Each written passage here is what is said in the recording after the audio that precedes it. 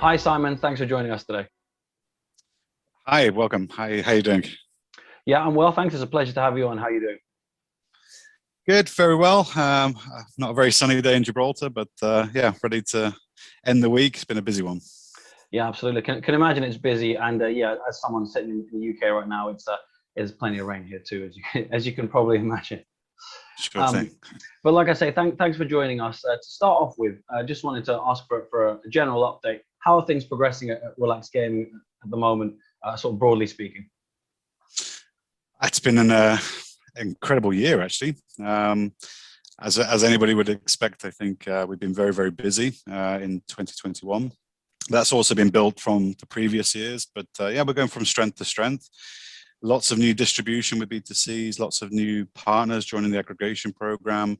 We're launching, I think, bigger and better productions than ever before, and yeah, it's just an incredibly busy time for Relax, and it's an exciting one. You know, we're entering so many different new segments, products, markets, and it's just busy. Keeps us on our toes, that's for sure. But yeah, very, very proud of how 2021 is developing at Relax.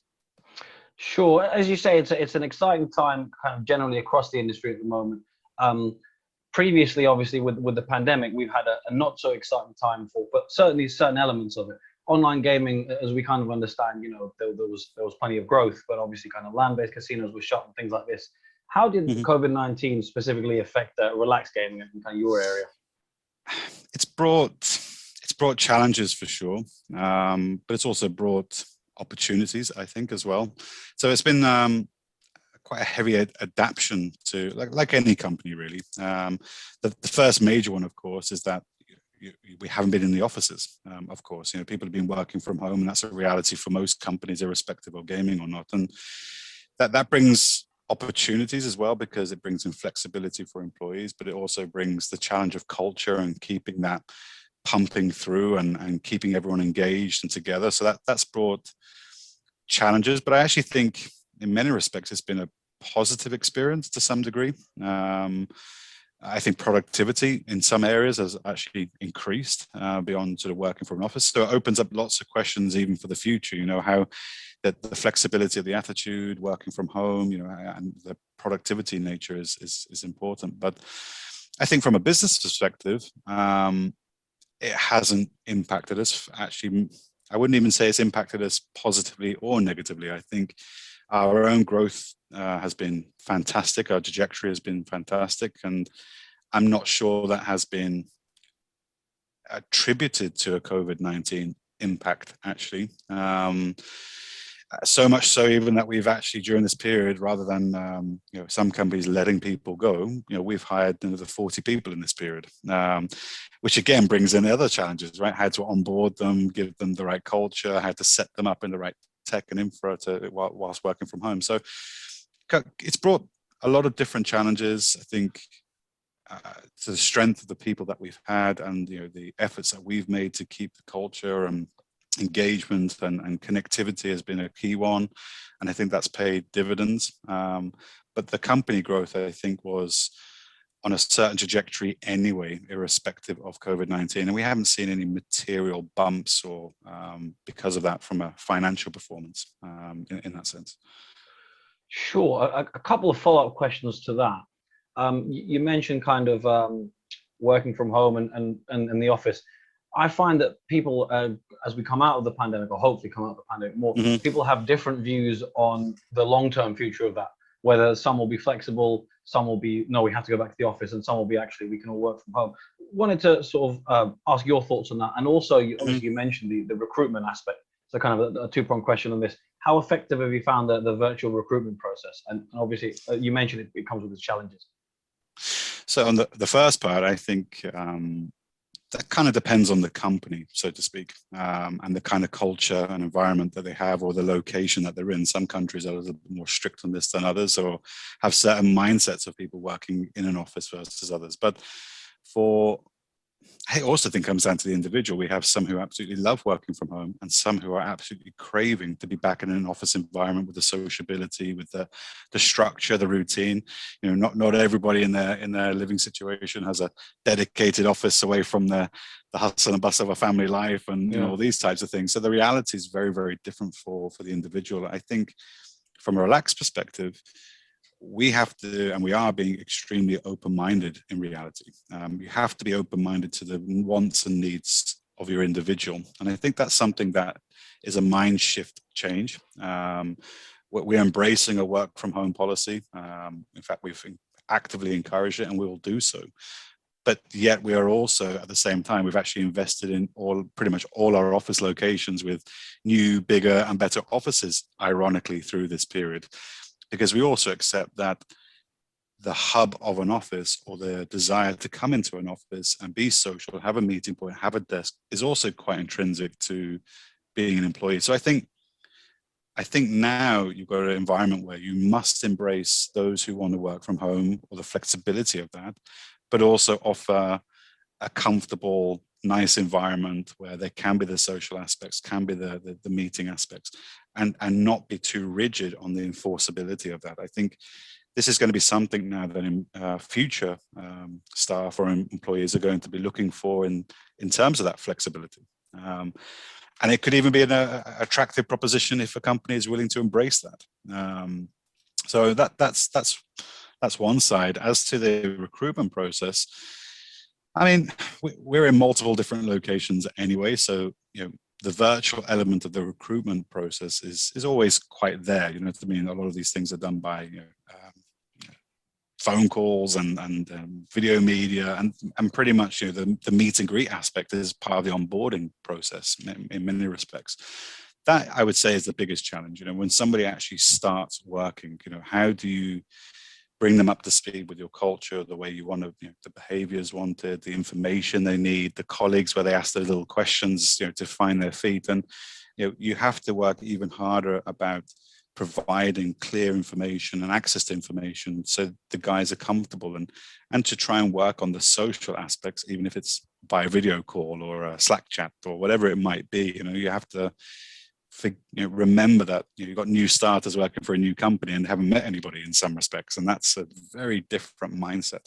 But we've done it for 30-40 people already this year, so it's been successful, and I think we've got a good program in place. And I think any company who is doing that properly needs to really think about that first month and that birth into a new company environment, essentially. Sure, yeah, that all makes a lot of sense. And as you say, you've hired new people, and you mentioned your growth earlier. On that topic, I wanted to sort of return to that with a more specific point. We understand you've launched a new flagship technical product. Sorry, that was quite a mouthful there. Can you give us an overview of it? Yeah, of course. I mean, Relax, I think, is above and beyond anything, is well known for being a technical company, a technical provider. So we're extremely proud of our tech. It's something that we've been talking about for years, the flexibility of the architecture, the growth potential, the scalability, the speed, all that is rooted in good tech. So for us to continue with that mind frame, we have continued to invest in technical architecture and technical products. The launch of our new products is called Relax Apex. And the name or the word Apex essentially means a higher plane, a certain layer, a sort of higher level, sort of a layer on top, and reaching sort of the heights essentially. And we as a game provider are providing gaming content, we provide partner content, but there's a huge amount of fragmentation in the business. There's hundreds of suppliers, all with their own different implementations and ways of doing things. And if you're an operator, there's also trying to cater for all those different implementations. So Relax Apex is really there to grow and to offer a one-stop shop essentially into how to approach certain situations.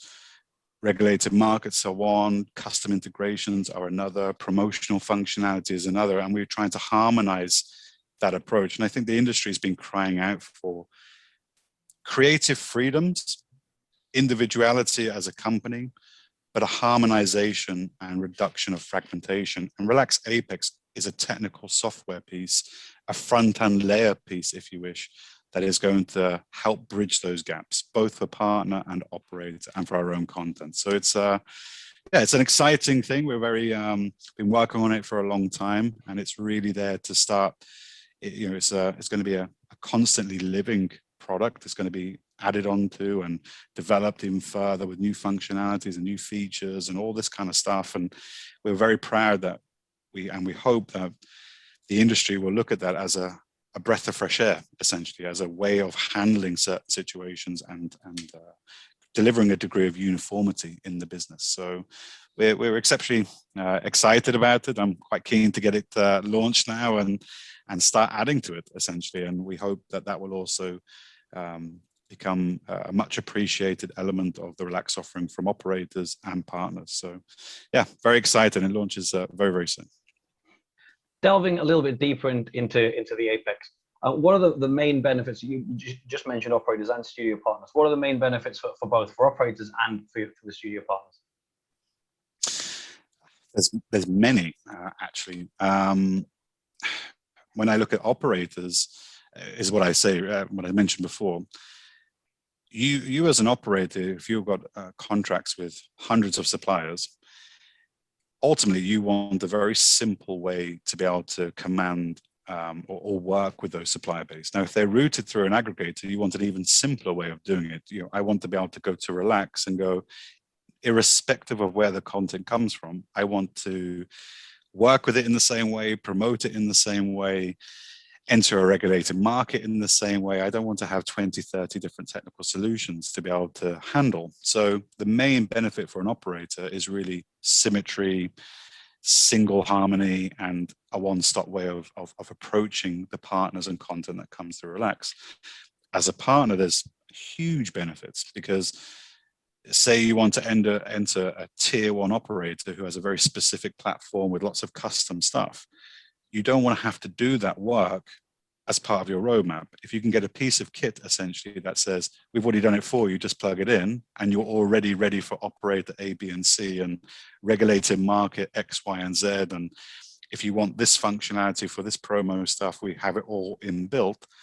We are offering you a flexible architecture to fast track your own roadmap and not disrupt your business. So, but also allow you to keep the creative freedom of your business, you know what I mean, without having to break your own architecture or your own toolkit. So it's really a layer that allows them to fast track their ambitions, but also harmonize the approach, allow and leverage the expertise that we have and how we've approached certain things. So speed, agility, harmonization, they're quite common red threads, both for operator and partner, and Relax is there to try and bridge those gaps and just make everyone's life hopefully a little bit more simple, faster, easier, and more reliable, essentially. Sure. And a sort of final sort of question on this particular topic. I mean, you've already mentioned a number of kind of hurdles that this will help overcome.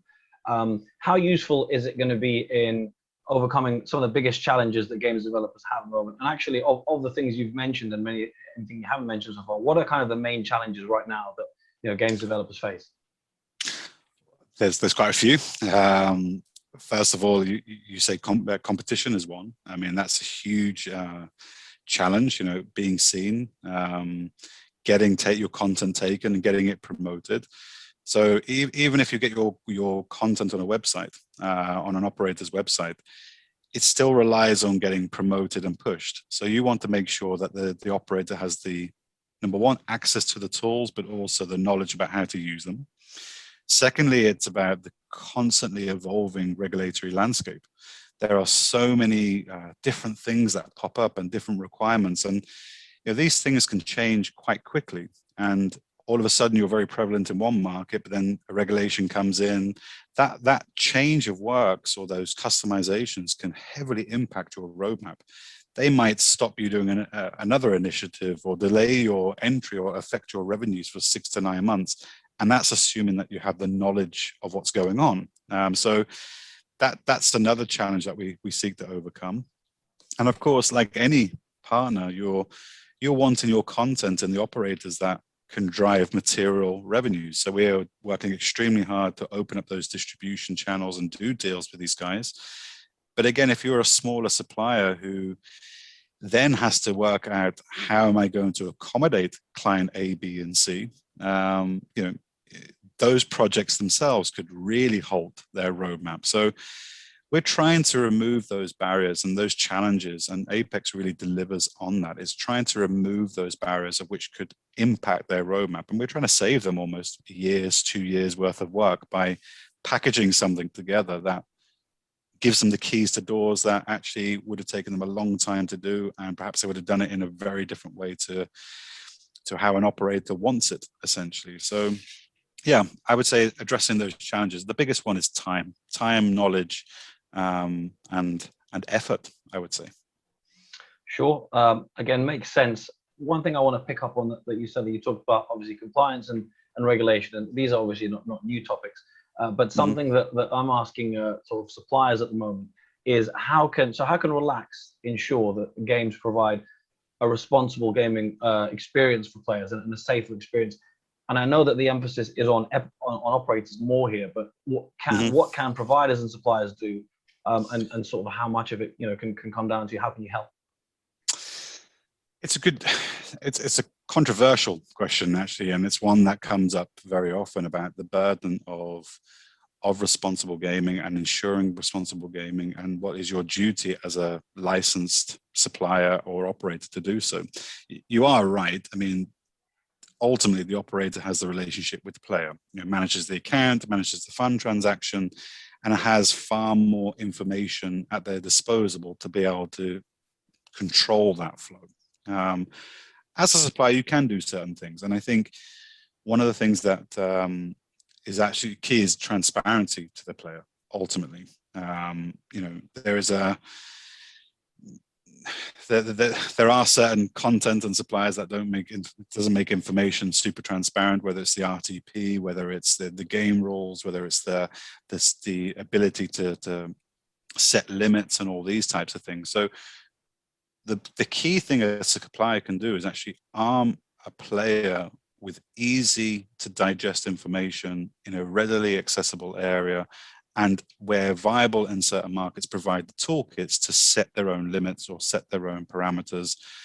And obviously, as a hygiene factor, make sure that those games are compliant in the jurisdictions that they're playing in. So again, without the direct relationship between the supplier and the player from a pure information or depositing transaction point, you are limited somewhat, because you don't actually really know who is the customer on the other end of it. Essentially, you have no idea where they live, how they play, do they have the funds, are they spending too much? You don't see any of that. But ultimately, as a product provider, you need to be able to give that player informed choice, clear information, and tools where viable to be able to set their own risk parameters. So we work quite hard on this. I say we put perhaps a little bit more focus on the transparency of information, to make sure that when players play a relaxed game, they trust it. They know it stands for a certain quality, stands for a certain trust. And I think that's actually helped, especially if you see in the communities and the forums. I think Relax is very well regarded for that, actually, as a trustful supplier. But even that perception comes down to who you work with, who you advertise with, all these types of things. So, it's there isn't a huge plethora of things that supplier can do. We do rely on the operator, but there are baselines that we need to do as an industry to make sure that it's a healthy one for the gaming community, because otherwise negative publicity means more shutdowns, more closures, and it's just it becomes a self-fulfilling prophecy if you don't embrace it ultimately. Understood. Yeah, a lot of moving parts there, but I think that's definitely a fair assessment. For my final question, again, this is a broader question than focusing on specific topics like the last couple. Moving forward, kind of, we've talked about Relax's growth, how the pandemic affected you, but moving forward now, what are your kind of goals for the rest of this year? And obviously now, maybe you can correct me if I'm wrong, but I'm sure there's an emphasis on moving into 2022 at this point. Yeah, as a supplier, I mean, I can tell you our roadmap is pretty much built this year. We're already developing for 22. So our minds and our focuses have quite well shifted into 22 gear actually. What does that mean for Relax? I mean, I think we have more games coming out actually. We have bigger and more valued, I would say, more deeper production value in what we've got coming out, and especially in H2 this year. I think that's also carrying on the momentum that we built on.